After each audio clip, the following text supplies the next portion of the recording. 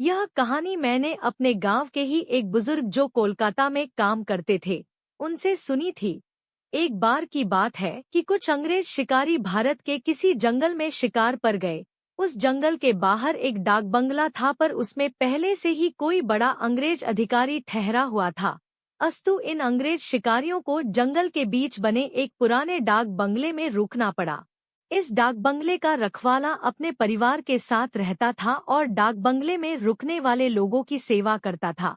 इस रखवाले के परिवार में उसकी बीबी तथा लगभग 14 से 15 साल की उसकी एकमात्र लड़की थी।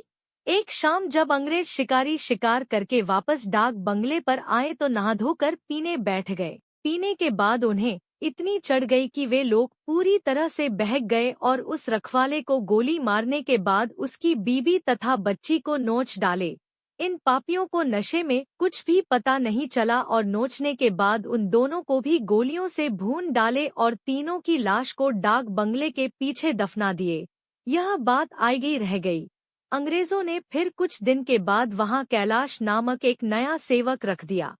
किसी को कुछ भी पता नहीं चला कि इस पुराने डाक बंगले का पुराना सेवक और उसका परिवार कहाँ चला गया। एक बार की बात है कि नया सेवक कैलाश रात को गेट बंद करके सोया हुआ था। तभी अचानक उसकी नींद खुल गई, क्योंकि उसे लगा कि दरवाजे पर कोई रो रहा है। उसने एक हाथ में लाठी उठाया और दूसरे में चिराग और दरवाजे पर आकर हाथ लगाया। कौन है? इतनी रात गए कौन दरवाजे पर रो रहा है? उसने देखा कि एक किशोरी दरवाजे पर बैठी रो रही है। कैलाश उस किशोरी के पास गया और उसके सिर पर हाथ रखते हुए कहा कि बेटी रो मत, अंदर चल। फिर उस किशोरी के अंदर आने पर कैलाश ने उसे पीने के लिए पानी आगे बढ़ाते हुए पूछा कि बेटी तुम कौन हो और इतनी रात को अकेले इस जंगल में क्यों भटक रही हो? कैलाश की इतनी बातें सुनते ही वह किशोरी और तेज फफक पड़ी। कुछ समय तक तेज तेज रोने के बाद वह थोड़ा शांत हुई और कैलाश को बताई कि वह इस डाक बंगले के पहले सेवक की पुत्री है। फिर उसने यह भी बताया कि कैसे 4 से 5 अंग्रेज शिकारियों ने उसके पिता को मार डाला और उसके बाद उसके तथा उसकी मां की आबरू को नोच डाला। फिर कैसे उसकी मां तथा उसको भी गोलियों से भूनने के बाद डाक बंगले के पीछे दफना दिया। उस किशोरी की इतनी बातें सुनते ही कैलाश पूरी तरह सहम गया, पर निडरता दिखाते हुए पूछा कि ऐसे कैसे हो सकता है? अगर तू मर गई है तो मेरे सामने कैसे बैठी है? कैलाश की यह बात सुनते ही वह लड़की अचानक गायब हो गई और कैलाश कुछ समझ पाए इससे पहले ही वह उस कमरे की दीवार पर उल्टी टहलती नजर आई। कैलाश यह नजारा देखकर पूरी तरह से सहम गया। फिर अचानक वह लड़की आकर कैलाश के सामने बैठते हुए बोली कि काका, आप डरिए मत, मैं आपका कुछ भी बुरा नहीं करूंगी। धीरे धीरे कैलाश का डर जाता रहा और उसने अपने मस्तक पर आई पसीने की बूंदों को गमछे से पोंछ लिया। फिर उसी रात को उस लड़की ने वह जगह दिखाई जहां उन तीनों को दफनाया गया था। कैलाश ने कुदाल से खोदकर उन तीनों के अस्थिपंजर को निकाला। फिर कैलाश ने उस किशोरी से वादा किया कि वह उन अंग्रेज शिकारियों के खिलाफ कोर्ट जाएगा और किशोरी को इंसाफ दिलवा कर रहेगा। कैलाश की बातें सुनकर वह किशोरी रोते हुए बोली कि काका, आपको कुछ नहीं करना है, बदला तो मैं लूंगी, बस आप मेरी थोड़ी सी मदद कर दें।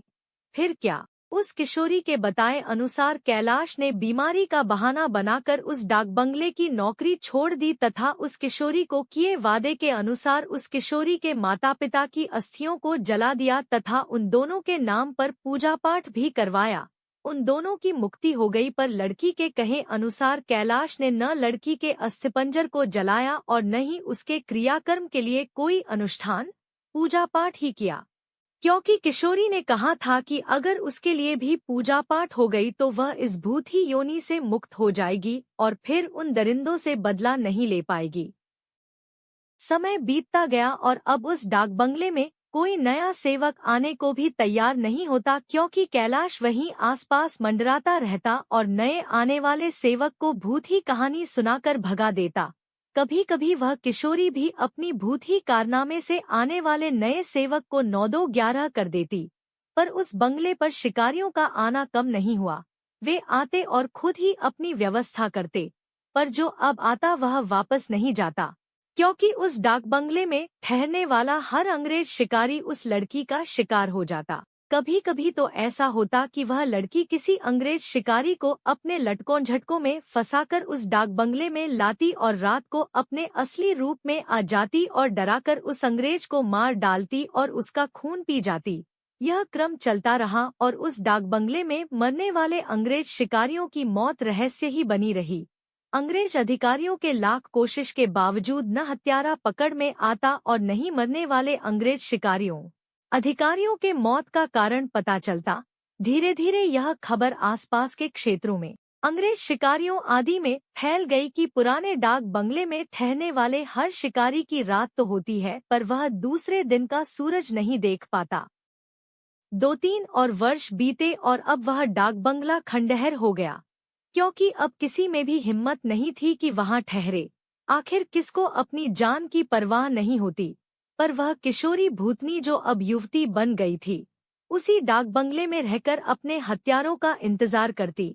दिन में उधर आने जाने वाले लोगों को उसका एहसास होता, क्योंकि वह बराबर रोती रहती पर किसी को दिखाई नहीं देती। एक बार की बात है कि वह युवा भूतनी उस जंगल में रह रहे एक युवा भूत तथा युवा भूतनी के संपर्क में आई। ये दोनों आदिवासी थे और जंगल में लकड़ी काटते समय किसी अंग्रेज शिकारी के शिकार बन गए थे। युवा भूतनी उन दोनों को लेकर शहर की ओर निकल गई। युवा भूतनी उन दोनों भूत भूतनी के साथ शहर में घूम घूम कर अपने हत्यारों की तलाश करती रही। 2 से 3 दिन की मेहनत के बाद ही वह अपने हत्यारों को पहचान ली। एक दिन वह शाम के समय खूब खूबसूरत युवती बनकर उनमें से एक हत्यारे अंग्रेज शिकारी के घर पर गई। घर पर उस अंग्रेज के सिवा कोई नहीं था। फिर उसने खूब लटके झटके दिखाए और उस अंग्रेज को अपनी सुंदरता में फांस लिया। रूप लुभावन हो तो अच्छों को फंसते देर नहीं लगती। योजना के अनुसार वह दूसरे दिन भी उस अंग्रेज से मिली। फिर उसे पूरी तरह विश्वास में लेने के बाद एक दिन कही कि क्यों नहीं हम लोग शिकार पर चलें। अंग्रेज ने कहा कि अच्छी बात है, मेरे कुछ मित्र शिकारी हैं, उन्हें भी लेकर चलते हैं। फिर क्या था, उस युवती भूतनी ने उस अंग्रेज से कहा कि मेरी एक और सहेली है, वह भी बहुत ही खूबसूरत है और शिकार पर जाना पसंद करेगी। फिर दूसरे दिन उस युवती भूतनी ने अपने साथ आए हुए दूसरी युवा भूतनी से उस अंग्रेज शिकारी को मिलवाया। अब तो अंग्रेज पूरी तरह उस भूतनी के मायाजाल रूपजाल में फंस चुका था। एक दिन सुबह सुबह वह अपने उन्हीं पुराने दोस्तों के साथ जंगल की ओर निकल पड़ा। दिन भर शिकार करते रहे और खूब मौज मस्ती भी। शाम होने को आई तो अंग्रेज शिकारियों ने कहा कि अब सूर्य ढलने लगा है, क्यों न हम लोग वापस शहर लौट चलें। अंग्रेज की बात सुनकर उस युवा भूतनी ने कहा कि नाना, आज रात हम लोग यहीं ठहर कर जंगल का आनंद उठाते हैं। पर एक अंग्रेज शिकारी ने कहा कि हमने पहले से डाक बंगला तो बुक किया नहीं है, ठहरेंगे कहाँ। फिर क्या था, वह युवा भूतनी मुस्कुराई और बोली कि इसी जंगल में दूसरी ओर मेरे एक मित्र आदिवासी की कुटिया है, हम रात वहीं बिताएंगे और खूब मौज मस्ती करेंगे। अब हुआ यूं कि उस युवा भूतनी की योजना के अनुसार देखते ही देखते उसके मित्र युवा भूत ने एक मड़ी तैयार कर ली थी। उसमें ऐशो आराम की सारी चीजें भी ला दी थी। उन दोनों युवा भूतनी के साथ ये अंग्रेज उस मड़ी में पहुंचे। इन अंग्रेज शिकारियों को उस मड़ी की दशा देखकर अजीब लगा, क्योंकि उस मड़ी में महलों, बड़े बड़े होटलों जैसी व्यवस्था थी। रात को पार्टी शुरू हुई तथा साथ ही अंग्रेज अधिकारियों की सिट्टी पिट्टी गुम होना ही, क्योंकि पहले तो उन 2 युवा भूतनी जो देखने में बहुत खूबसूरत लग रही थी, अचानक बहुत ही डरावनी रूप बना ली। ऐसा रूप जिसे देखते ही अच्छों की पैंट गीली हो जाए। फिर क्या था, उन भूतनियों ने ग्लास में खून भरकर लाकर उन अंग्रेजों को पिलाना शुरू कर दिया। किसी अंग्रेज की हिम्मत ही न थी कि वह ना करे, क्योंकि सब के सब पूरी तरह से डरे हुए थे और कांप रहे थे। अचानक आदिवासी युवा भी विकराल रूप में आ गया और अचानक उछलकर पास के एक मोटे पेड़ की मोटी शाखा को उछलकर इतना जोर से खींचा कि चर की आवाज के साथ वह मोटी शाखा टूट गई। उसके बाद वह विकराल भूत उन अंग्रेज शिकारियों में से एक को पकड़कर पैर के नीचे दबाकर देखते ही देखते चीर दिया और उसके खून को पीने लगा। उसका खून पीता देख दोनों भूतनियों ने भी लंबी लंबी विकराल जीभ निकालते हुए खून पीने में उसका साथ देने लगी और साथ ही अपने बड़े बड़े नाखूनों से उसका शरीर जगह जगह से चीरने लगी। उस युवा भूतनी ने तो भयानक आवाज निकालते हुए दौड़कर एक दूसरे अंग्रेज शिकारी के पास पहुंची और उसकी आंखों में अपने विकराल भयावह भाले जैसे नखों को डालकर उसकी दोनों आंखों को निकालकर खा गई। इसके बाद उन तीनों भूतनी भूत ने एक एक कर सभी अंग्रेज शिकारियों को मार डाला। दूसरे दिन उन अंग्रेजों की खोज में गए अंग्रेज अधिकारियों को उनकी ऐसी विभत्स लाशें मिली जो देखने में बहुत ही भयावह लग रही थी। उनको ऐसे नोचा गया था कि लगता था कि यह किसी मनुष्य या जानवर का काम ही नहीं हो सकता। कैलाश को तो सब कुछ पता ही था पर वह किसी को कुछ नहीं बताया।